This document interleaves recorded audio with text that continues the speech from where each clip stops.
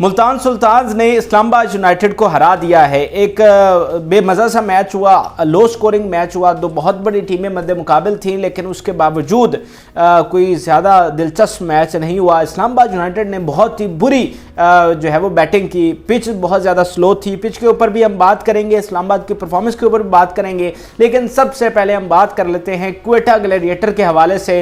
Islamabad United हारने के बावजूद क्वालिफाई कर गया और क्वेटा जीतने के बावजूद पीछे रह गया और क्वालिफाई नहीं कर सका। बहुत ही मायूस कुन खबर है। क्वेटा ग्लैडिएटर के फैंस के लिए बहुत तवक्कुआत लगाए बैठे थे, बहुत उम्मीदें लगाए बैठे थे, लेकिन क्या करें, ये तो फिर क्रिकेट में चलता ही रहता है। बहुत कोशिश की क्वेटा ने, लेकिन क्वालिफाई नहीं कर सके और कराची किंग्स के साथ क्वेटा ग्लैडिएटर भी प्लेऑफ मरहले से पहले ही इस टूर्नामेंट से बाहर हो गई है।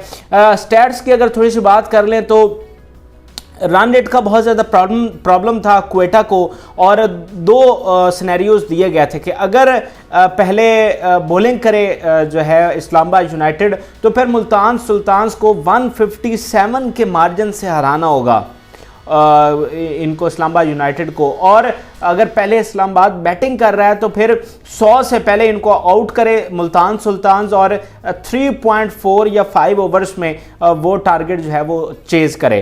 तो दोनों ही एक नामुमकिन के करीब चीज़ें थी। वैसे बड़ा लो स्कोरिंग मैच था, 104-5 के करीब टारगेट दिया, लेकिन जाहिर बात है वो उस 3.4 ओवर्स में तो जो है वो चेज़ नहीं हो सकता था। और वैसे भी जिस तरह स्लो पिच थी तो काफ़ी मुश्किलात पेश आई मुल्तान सुल्तान्स को। अगर रिजवान की विकेट भी गिर जाती तो शायद मुल्तान सुल्तान ये मैच हार भी सकते थे।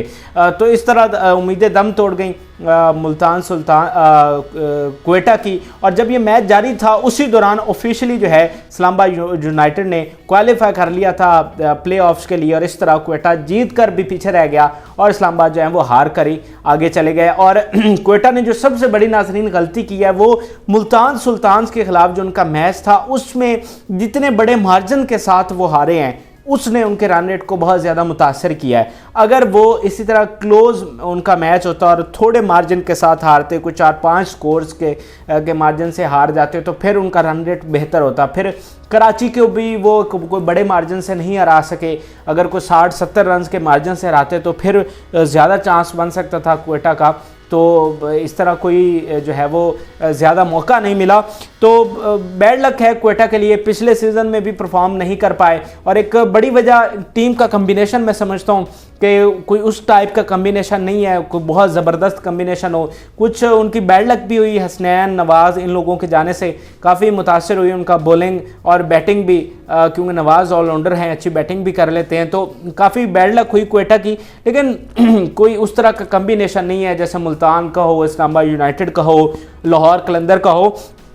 तो अगली दफ़ा क्वेटा की जो मैनेजमेंट है उसको सोचना चाहिए कि हम अपना जो कम्बिनेशन है वो किस तरह बेहतर बना सकते हैं। अब अगर हम पिच की बात कर लें तो पिच के ऊपर बहुत ज़्यादा जो शायकीन है वो शिकायत कर रहे हैं कि ये किस किस्म की पिच बना दिया आपने, क्योंकि शायकीन जो हैं वो तो आज भी जो है हाउसफुल था यहाँ लाहौर कज़ाफ़ी स्टेडियम में।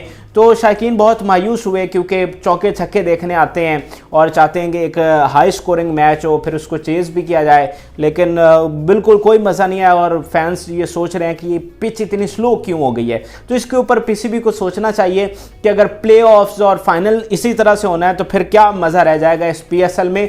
तो इस तरह की पिचें बनाएं, काम करें इसके ऊपर कि हाई स्कोरिंग मैच हो।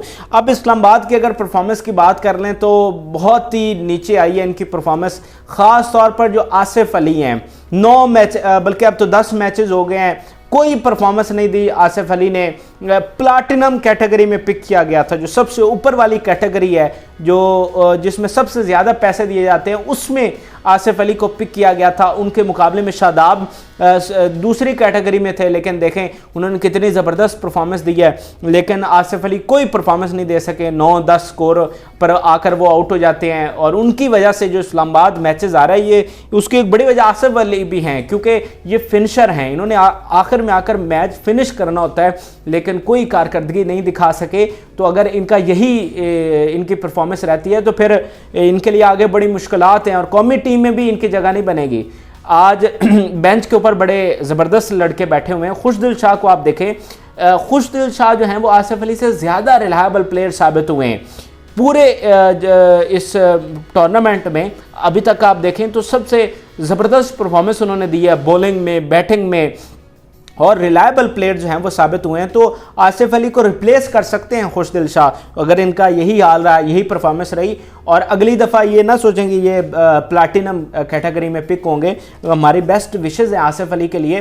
पता नहीं वो क्यों आउट ऑफ फॉर्म चले गए हैं, और अफ़गानिस्तान के ख़िलाफ़ जो उन्होंने 4 छक्के लगाए थे उसके बाद हमने कोई उनकी परफॉर्मेंस नहीं देखी। तो इसके ऊपर काम करना चाहिए। आजकल जो क्रिकेट है उसमें आपको कंसिस्टेंट रहना पड़ता है। ऐसा नहीं है कि आप एक मैच में परफॉर्म करें और फिर 20 मैचेस उसी तरह से गुजार दें और फिर आप परफॉर्म करें। ये शायद पुराने वक्तों में होता होगा जब इतने लड़के अवेलेबल नहीं थे। अब तो एक से बढ़कर एक टैलेंट पीछे मौजूद है और नए लड़के आ रहे हैं, तो बड़ा मुश्किल हो जाएगा आसिफ अली के लिए। इस्लामाबाद की काफ़ी इंजरीज हुई हैं जिसकी वजह से काफ़ी डिस्टर्बेंस है। इस्लामाबाद को एलेक्स हेल चले गए, गुरबाज चले गए, स्टिरलिंग चले गए, शादाब की इंजरी, आज फ़हीम भी उनको इंजरी हो गई, हसन अली की इंजरी हो गई, ज़िशान ज़मीर, कॉलन मनरो पूरी तरह से बिखरी हुई है इस्लामाबाद यूनाइटेड की टीम। प्ले ऑफ्स में अब उन्होंने क्वालिफाई तो कर लिया है, लेकिन अगर यही उनकी परफॉर्मेंस रही तो फिर उनके लिए जीतना नामुमकिन है। वैसे विल जैक्स जो हैं वो ज्वाइन कर चुके हैं इस्लामाबाद के स्क्वाड को और अवेलेबल होंगे प्ले ऑफ्स में।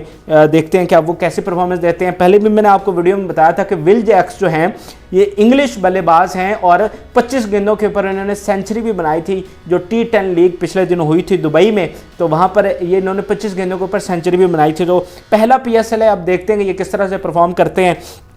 वैसे शादाब जो हैं वो अवेलेबल होंगे प्ले ऑफ्स में, तो देखते हैं कि अब इंजरी के बाद वापस आते हैं तो कैसा परफॉर्म करते हैं। तो अब 4 टीमों ने ऑफिशियली जो है वो क्वालिफाई कर लिया है प्ले ऑफ्स के लिए। और वैसे वो टॉप 2 की दौड़ अभी भी बाकी है। जो कल लाहौर कलंदर और पेशावर ज़ल्मी का मैच होगा उसमें फैसला हो जाएगा कि टॉप 2 में कौन जगह बनाएगा मुल्तान सुल्तान्स के साथ, कौन मैच खेलेगा प्ले ऑफ में।